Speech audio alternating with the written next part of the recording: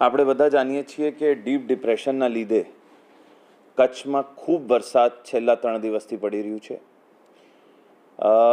અત્યારે પણ આ જે ડીપ ડિપ્રેશન છે એ કચ્છની નોર્થ ઇસ્ટર્ન બોર્ડર ઉપર છે અને આજ રાત સુધીમાં એ ક્રોસ કરીને ભુજથી નલિયા તરફ ક્રોસ કરીને અરેબિયન સી તરફ જશે.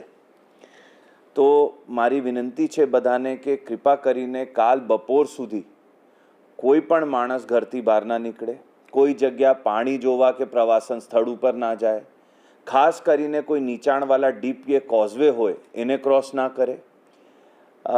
ખૂબ જ ભારે વરસાદની આવનાર 24 કલાક માટે કચ્છની આગાહી છે અને પોતાના પરિજનોની, ખાસ કરીને જે યુવાનો છે એની સુરક્ષા જાળવે એના માટે ખાસ ઘરની અંદર રહીએ આપણે.